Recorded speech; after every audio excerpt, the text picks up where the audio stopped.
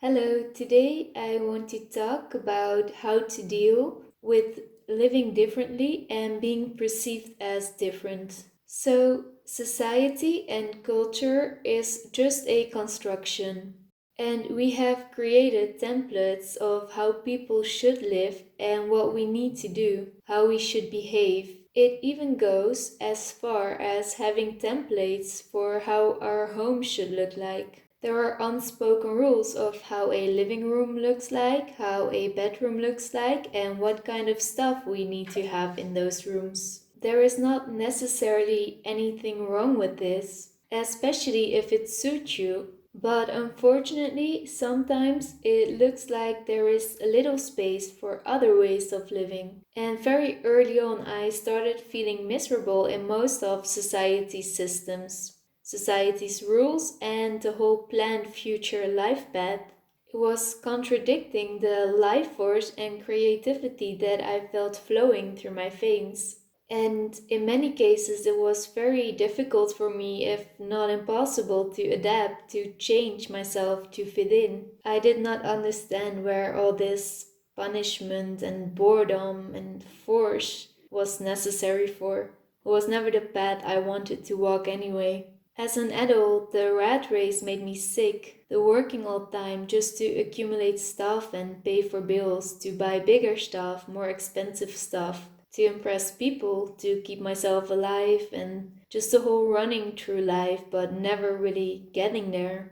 At a certain point, I said, enough is enough. And through minimalism, I started to first deconstruct my life and all the belief systems that I held in order to free up time and space to think for myself, to know what my priorities are, and to create my own structure that would fit me and my needs and my wants and everything that was important to me, and to get rid of anything that wasn't at all. Having said that, I understand that by taking this step and by living differently, I provoke certain emotions in others. It can make people confused and uncomfortable and sometimes even angry when the social reality they have constructed or believed in is being challenged, and some of us don't want to go there, don't want to ask questions. For some of us, it might be working alright or alright enough or not at all, but we don't want to face it.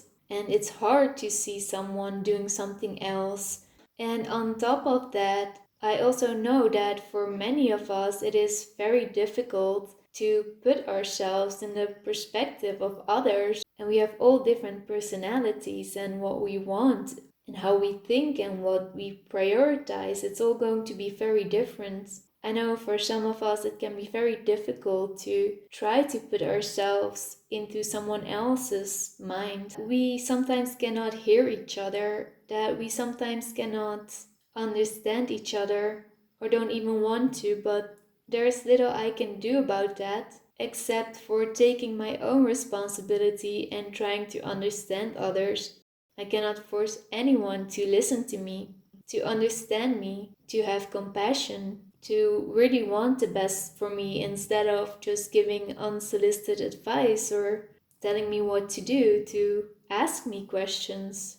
So I move on and I focus on my life instead and what I can do for myself and in my direct environment. If I notice that there's a lack of listening, then I'm not going to put effort into that situation to try to explain something that will end up into ears that are closed. So the best method for this is actually the same method that we apply with our stuff. It's just letting go.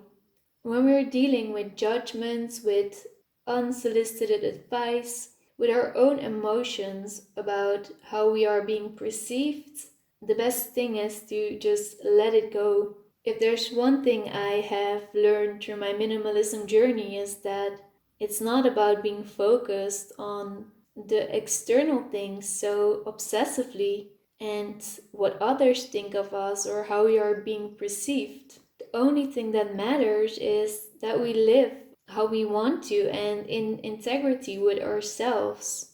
We have to feed ourselves internally instead of putting the focus on others. And if an empty space makes us happy and works for us, then we can stay in our own integrity, even though if there might be some pressure from the outside or from the social conditions. So I try to not pay too much attention to it.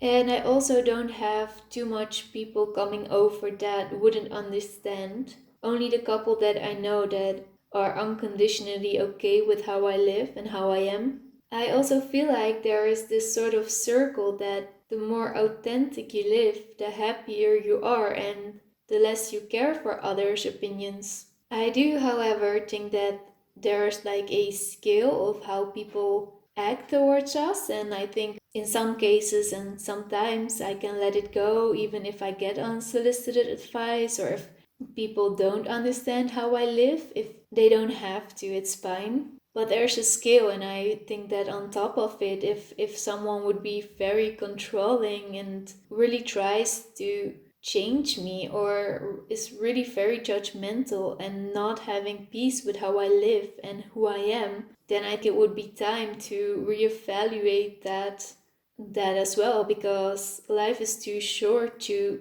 be living under someone else's force and control and not being able to be yourself, and especially if this other person doesn't have the best interest. I feel like there's a scale of what we can allow and what we don't have to allow. Is also up to us. And we can always look at our time and the time we spent with this person and reevaluate that. We can lessen it, or we can try to be at other people's places, or maybe we can try to not bring these people into our homes. There are solutions that we can find that will work for us. So the key is that we have to let go of opinions and judgments and all the external things that makes our life more difficult, and we can focus on ourselves and what we think is important and how we want to behave towards others. It's up to us to take responsibility and to put up boundaries as well. I hope that this video helped you in some sort of way, and I appreciate you all so much. Thanks for watching, and I hope to see you next time again.